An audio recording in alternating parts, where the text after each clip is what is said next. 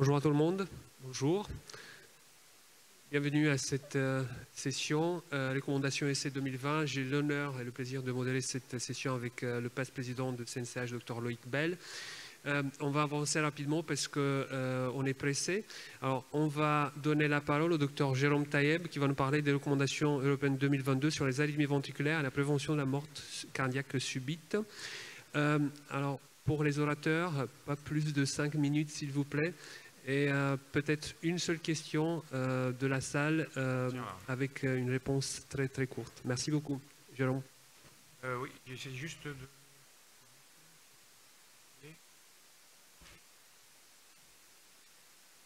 Merci Alessandro et Loïc et merci au CNCH pour cette invitation à présenter en 7 minutes. Je vais essayer d'aller rapide sur donc, les dernières recommandations de l'ESC qui ont été pondues en septembre dernier. Un peu plus fort, Jérôme. Voilà. Ce sont des recommandations qui mettent à jour les recommandations de 2015. Il y a 484 recommandations. Et il y a une application disponible pour faciliter l'accès aux informations si vous le souhaitez. Ce qu'il faut en retenir, en tout cas ce que j'en ai retenu, je l'ai séparé en quelques chapitres. D'abord les médicaments.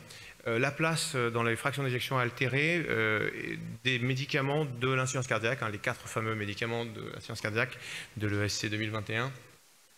Qui ont des vertus anti-arythmiques, alors non pas directement, mais indirectement par le biais du remodelage. Et ce remodelage, il a été vraiment mis en avant avec donc l'importance de garder 3 mois ce traitement avant de prendre toute décision. Donc déjà, les 40 jours sautent, c'est 3 mois de traitement optimal et c'est ce qui est recommandé. Voilà ce que vous pouvez déjà retenir.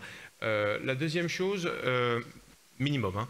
Ensuite, les bêta-bloquants, qui sont indiqués dans les canalopathies, syndrome du QT long, et puis les TV catécholergiques.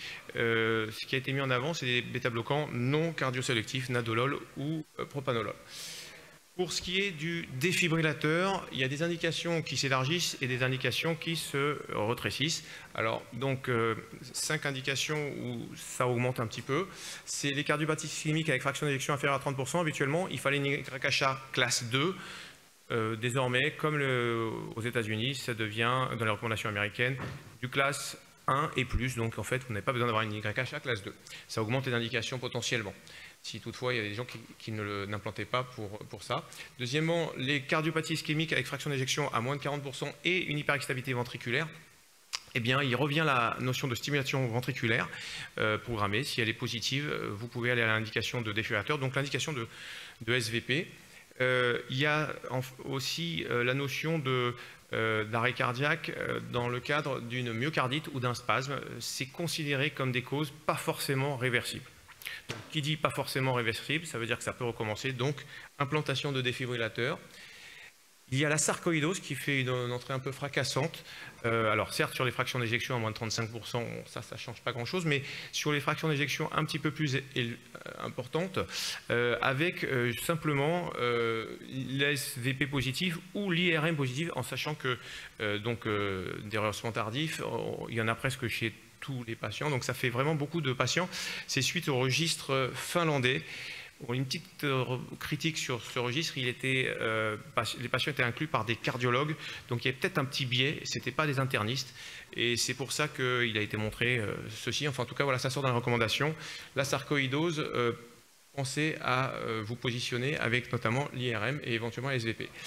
Les cardiomyopathies dilatées associées à des laminopathies, ce sont chez des gens jeunes, en général, donc fraction d'éjection moins de 50%, et il y a cette notion de facteur de risque. Parmi les 4, il en faut 2, donc syncope, SVP positif, génétique, très important, on y reviendra, et l'IRM également. Donc il y a une notion d'élargissement encore des indications. Alors ce n'est pas les patients qu'on voit le plus souvent, mais ça fait quand même un potentiel élargissement.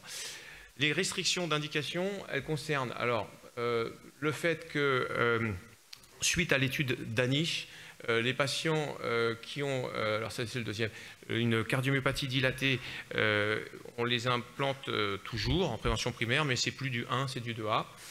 Il y a la notion que si vous avez fait une ablation de TV monomorphe, là vous êtes en secondaire, normalement il y a une application de DEF, mais si l'ablation est bien faite, que la TV était monomorphe, bien tolérée et une fraction d'éjection supérieure à 40%, eh bien vous pouvez dire je m'appuie sur mon résultat d'ablation et je n'implante pas, donc ça fait diminuer. Et puis il y a cette notion de possible omission chez le vieux, c'est écrit comme ça, hein, omission.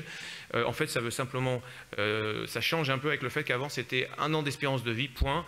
Sans préciser, il faut rappeler que les études qui avaient conduit aux préventions primaires, l'implantation en prévention primaire, c'est des études, SCODA-HF m'a dit 2, c'est des patients de 62 ans, donc c'était un peu cohérent de dire, bon, par rapport à ces études, on a fait des extrapolations sans limite d'âge, là il y en a. En tout cas, on vous donne la possibilité en 2B de ne pas implanter sans avoir, vous avez des recommandations derrière vous, si vous voulez vous défendre en cas de, si on vous demande des comptes. L'ablation, il y a une validation dans 2 cas, la TV infundibulaire sur cœur sain et la TV fasciculaire, la fameuse BLACM. C'est de la première intention, niveau 1, l'ablation très efficace, relativement facile. Donc voilà la place. Les extrasystoles ventriculaires. Si vous avez des extrasystoles ventriculaires qui ont créé une cardiomyopathie, à ce moment-là, vous êtes en classe 1 parce qu'il faut faire disparaître ces extrasystoles ventriculaires pour permettre à ce cœur de potentiellement récupérer. Si, et ça c'est intéressant, ça va probablement évoluer dans le temps, c'est asymptomatique, le patient est strictement asymptomatique, mais qu'il a plus que 20% d'extrasystoles ventriculaires, c'est-à-dire à peu près 20 000 par jour, eh bien il y a une notion qu'on peut ablater alors que le patient ne sent rien, en préventif donc. Enfin, on l'a déjà dit, l'alternative au défibrillateur, si on a bien ablaté une TV bien tolérée avec une fraction d'éjection supérieure à 40%.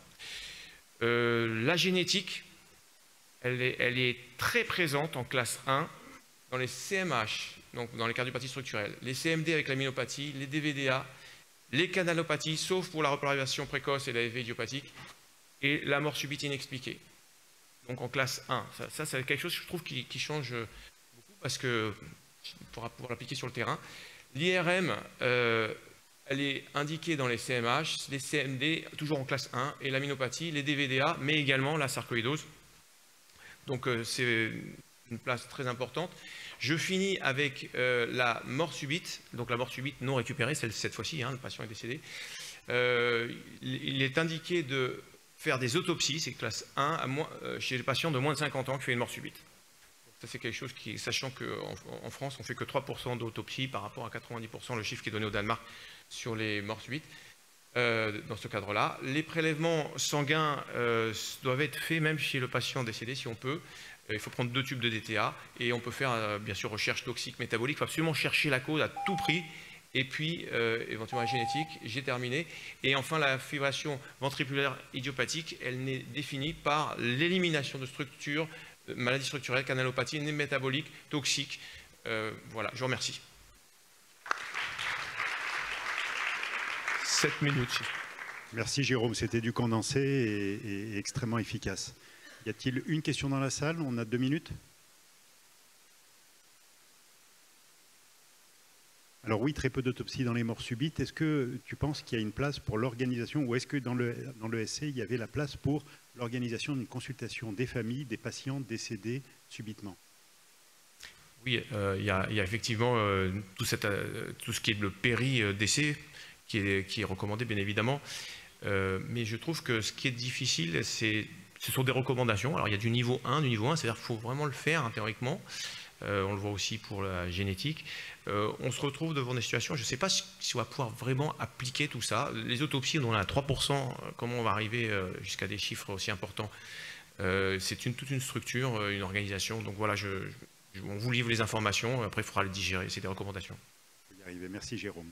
Alors pour les recommandations suivantes, merci Jérôme, hein, on va parler de la conduite périopératoire avant une chirurgie non cardiaque, très important. Sabrina Uri, qui est cardiologue interventionnelle à l'hôpital de Agno en Alsace. Bonjour à tous, merci beaucoup au CNCH pour l'invitation. Voilà, donc ces recommandations, c'est 99 pages. Donc je vais relever le défi de tout vous présenter en 5 minutes. Non, c'est impossible, mais j'espère que ça vous donnera envie de les lire.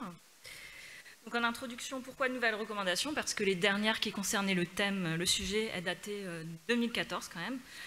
Il y a 313 millions de patients qui sont opérés chaque année et il y a quand même 4,2 millions qui décèdent en périopératoire. C'est un chiffre énorme et 85% des chirurgies sont non cardiaques. On estime qu'environ 50% de ces décès opératoires sont d'origine cardiovasculaire. Donc le but de ces recommandations, c'est de diminuer les décès et les complications cardiovasculaires. La mortalité post-opératoire, c'est quand même la 3e cause de décès dans le monde, après la maladie coronaire et les AVC. Alors, pour résumer rapidement, on évalue le risque clinique d'un patient avant qu'il se fasse opérer avec 2 variables, le risque propre du patient et le risque lié à la chirurgie. Alors le risque lié à la chirurgie, il dépend bien sûr du type et de la durée de la chirurgie. Donc vous avez des chirurgies à bas risque, à risque intermédiaire et à haut risque, ça on le savait déjà. Donc schématiquement, le bas risque, ça va être du dentaire ou de l'ophtalmo, et le haut risque, c'est du vasculaire. Et puis, vous avez effectivement le degré d'urgence qui entre en compte. Si vous faites une chirurgie immédiate, elle est beaucoup plus à risque qu'une chirurgie élective. Et puis, vous avez le risque lié au patient, qui là, en fait, vous avez 3 types de patients, 3 catégories, c'est assez schématique. Vous avez les patients à bas risque, qui ont moins de 65 ans et qui n'ont aucun facteur de risque cardiovasculaire. À l'extrême, vous avez les patients qui ont une maladie cardiovasculaire avérée, donc qui sont considérés comme à haut risque, et entre les deux, donc les patients qui ont 65 ans ou plus, ou un ou plusieurs facteurs de risque cardiovasculaire, on les considère comme à risque intermédiaire. Et après ça, dorénavant, il propose un algorithme décisionnel pour l'évaluation du risque du patient, à contrario du score de risque qui était proposé en 2014. Donc, quand on prend en charge un patient avant une chirurgie, bien sûr, il y a l'anamnèse, l'examen clinique pour tous les patients. Et puis, après ça, pour la chirurgie à bas risque, si vous n'avez pas de signe d'appel, on ne fait rien de plus. Et là où ça va se discuter, c'est si vous avez un patient qui va subir une chirurgie à risque intermédiaire ou une chirurgie à risque élevé. Alors à ce moment-là, de toute façon, il faudra lui prélever et une hémoglobine et une créatinine, faire un électrocardiogramme. Et là, ce qu'on voit apparaître, qui est nouveau, c'est en cas de chirurgie à risque intermédiaire ou élevé chez patients à risque intermédiaire ou élevé, c'est faire des biomarqueurs. Ça prête un peu à discussion.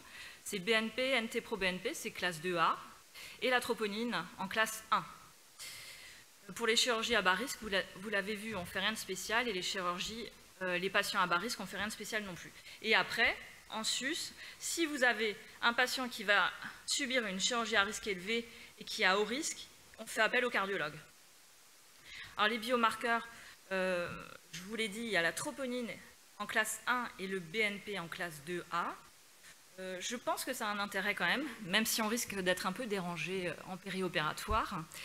Pourquoi? Parce que là, sur ces graphiques, on le voit bien, il y a quand même 85% des infarctus ou lésions myocardiques qui sont silencieux en périopératoire, donc négligés. Et ces patients qui font un PMI en périopératoire, on voit qu'ils meurent beaucoup plus à 1 mois et ça se prolonge dans le temps à 1 an par rapport à des patients qui n'auraient pas fait de PMI. Je pense que c'est un intérêt de faire la troponine.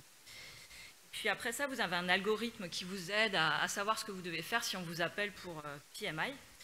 Alors pour les examens complémentaires avant une chirurgie, l'échographie cardiaque, en gros, on retient qu'elle n'est pas systématique et puis après, vous pouvez vous référer aux tableaux qui sont assez bien faits pour savoir s'il faut faire ou pas l'échographie cardiaque. Pour l'imagerie de stress, c'est pareil, ce n'est pas systématiquement recommandé, même chez un patient qui a une maladie cardiovasculaire avérée. Le coroscanner, la coronarographie, encore une fois pareil, on s'adapte, mais en tout cas pas en routine, même chez le patient coronarien. Après ça, vous avez des tableaux assez bien faits de stratégies de réduction du risque opératoire. Donc, en gros, on recommande à tous les patients, 1 mois avant la chirurgie, d'essayer d'arrêter de fumer. Et on essaye de prendre en charge de façon adéquate les facteurs de risque cardiovasculaire.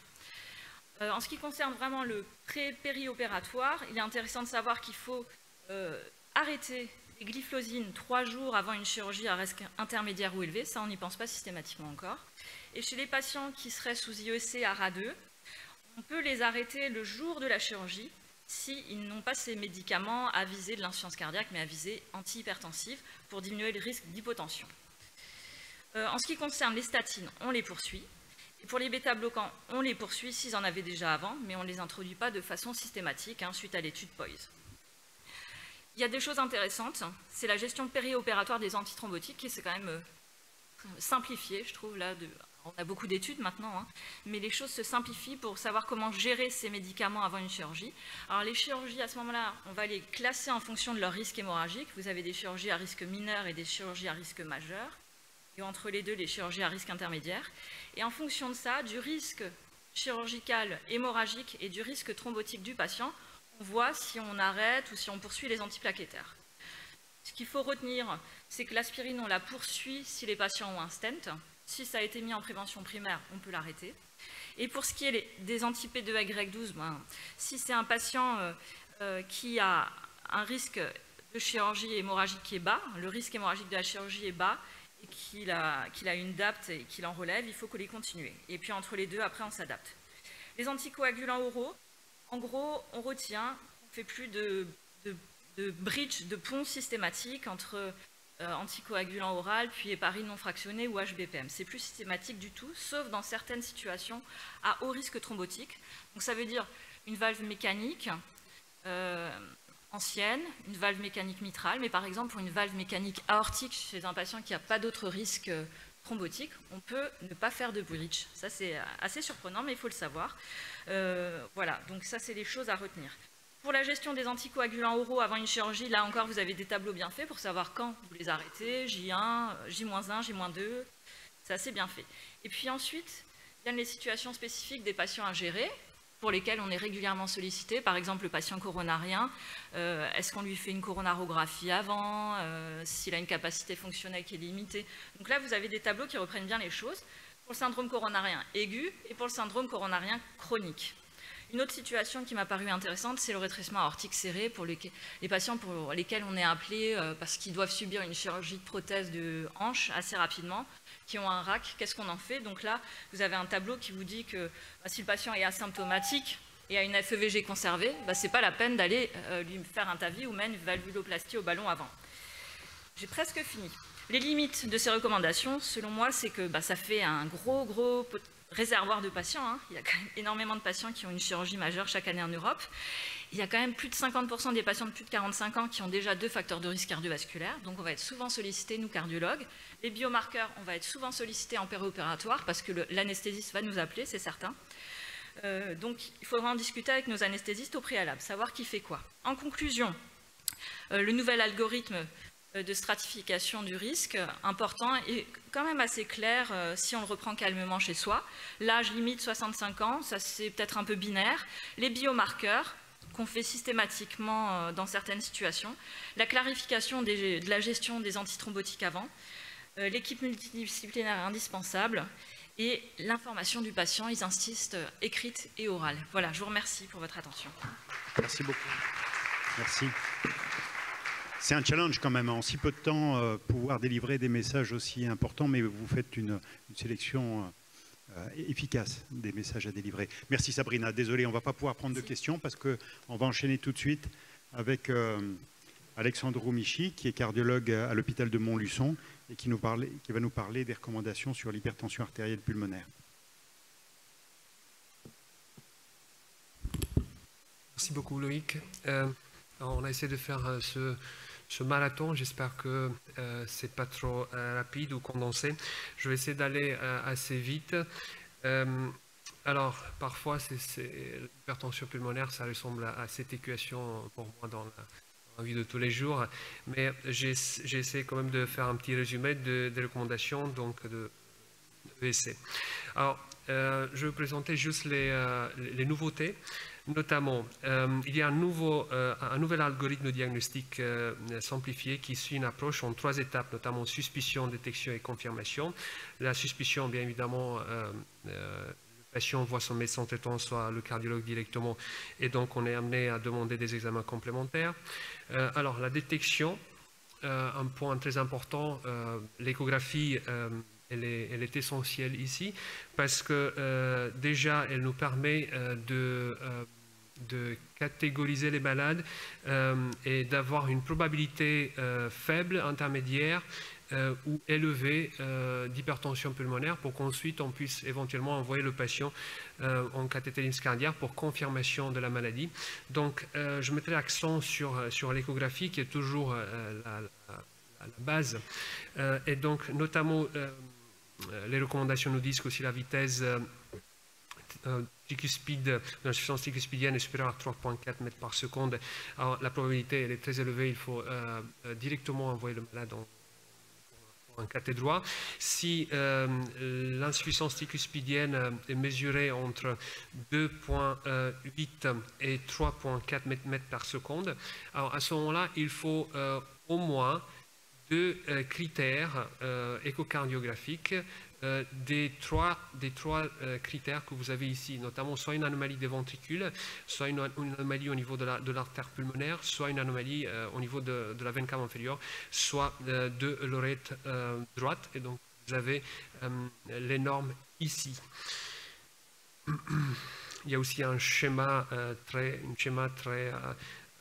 bien fait avec les paramètres qu'on doit mesurer.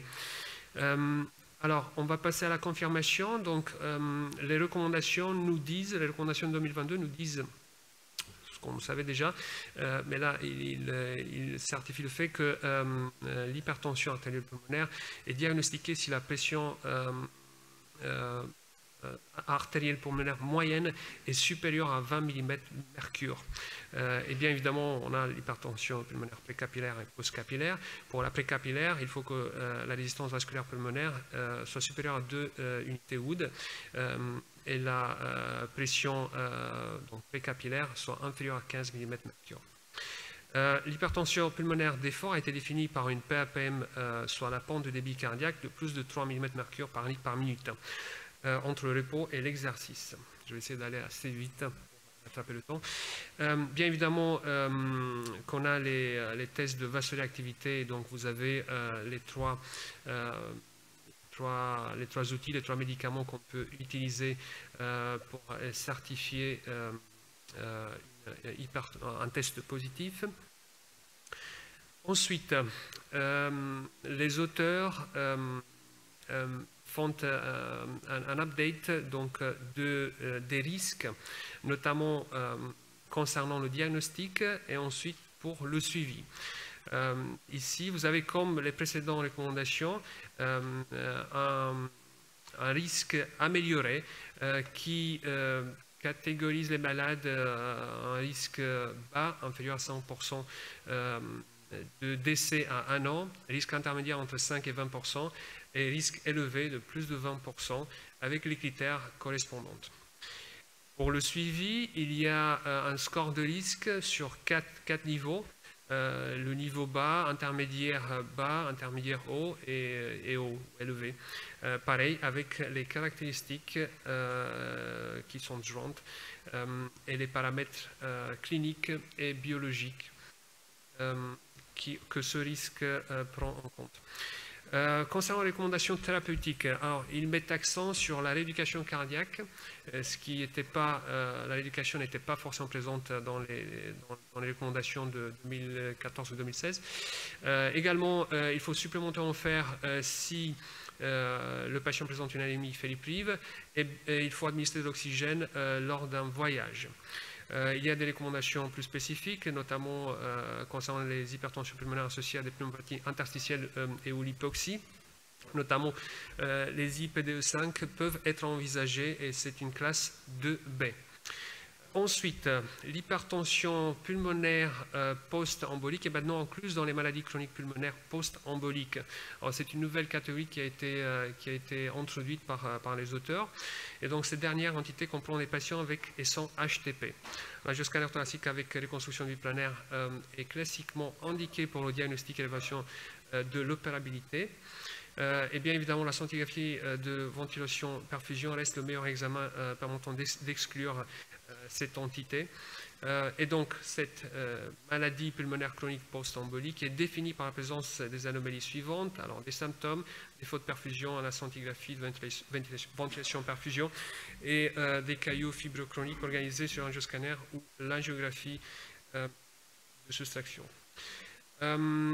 Pour cette classe d'hypertension, on a plusieurs modalités de traitement, notamment donc, une thérapie multimodale qui comprend la chirurgie, les médicaments et l'angioplastie pulmonaire par ballonnet. Je ne vais pas détailler plus plus que ça. Il y a des recommandations sur les centres d'hypertension pulmonaire qui maintenant doivent gérer au moins 50 patients atteints d'hypertension pulmonaire par an et au moins 2 nouveaux patients par mois. Donc ils doivent avoir au moins 2 nouveaux patients par mois. Également, il y a une mise à jour des critères de transplantation qui sont plus ou moins les mêmes. Un autre élément important, l'HTP pédiatrique a été harmonisé avec l'HTP adulte. Et donc l'algorithme des traitements pour les patients atteints d'une hypertension pulmonaire idiopathique héréditaire associée aux médicaments a été mis à jour également. Je vous conseille de consulter notre revue CardioH pour tous ces résumés, également les résumés des recommandations, mais également les derniers essais présentés au Congrès. Merci. Donc le marathon se poursuit. Merci Alexandro. Bien sûr, on va passer tout de suite à Annabelle Jagu, qui est cardiologue, qui s'occupe d'insuffisance cardiaque et de cardio-oncologie à Saint-Luc-Saint-Joseph. Merci Annabelle. Alors, bonjour à tous, je vais vous présenter les recommandations sur la cardio-oncologie. 133 pages, 8 minutes, tel est le défi. 133 pages, 270 nouvelles recommandations et ce sont les premières recommandations européennes. La dernière fois, c'était le Position Paper de 2016 et elles sont communes à la cardiologie, à l'oncologie, à l'hématologie et à la radiologie. 6 grandes parties. J'ai mis en gras ce qui ressort, le score de risque, notamment, je vais vous en parler. Alors, c'est l'essence de la cardiologie parce que c'est une prise en charge tout au long du parcours, avant, pendant et après. Avant, dans la prise en charge des facteurs de risque cardiovasculaire, pendant, dans la détection des toxicités, et après, dans la surveillance des survivants. Le score de risque, il est essentiel. C'est le score HFA-ECOS et c'est comme une consultation de cardiologie avec le recensement des antécédents, l'existence d'une cardiopathie, des symptômes cardiovasculaires, des biomarqueurs et de la fraction d'éjection. C'est notre consultation de cardiologie usuelle. Et ce qui ressort, c'est que la surveillance, elle est renforcée pour les patients à haut risque, vous le voyez totalement à droite, et elle est allégée pour les patients à faible risque. Pour les patients à haut risque, donc c'est les patients qui sont porteurs d'une cardiopathie, ou qui ont de multiples facteurs de risque cardiovasculaires, il faut maintenir la cardioprotection et ne pas l'alléger. Volontiers IEC, bêta-bloquant, dès qu'il y a une hypertension artérielle, il faut volontiers instaurer des IEC, minimiser les traitements oncologiques cardiotoxiques. Après, forcément, c'est les oncologues qui ont la main là-dessus. Et c'est parfois difficile de pouvoir sélectionner la molécule qui n'est pas cardiotoxique, mais vraiment s'évertuer à avoir ce dialogue avec les oncologues. Et ce, pour tous les patients, optimiser les facteurs de risque cardiovasculaires, et ça c'est valable pour tous les patients, qu'ils soient à faible risque ou à haut risque. Donc vous voyez, c'est ce schéma très bien fait des recommandations sur lequel j'insiste.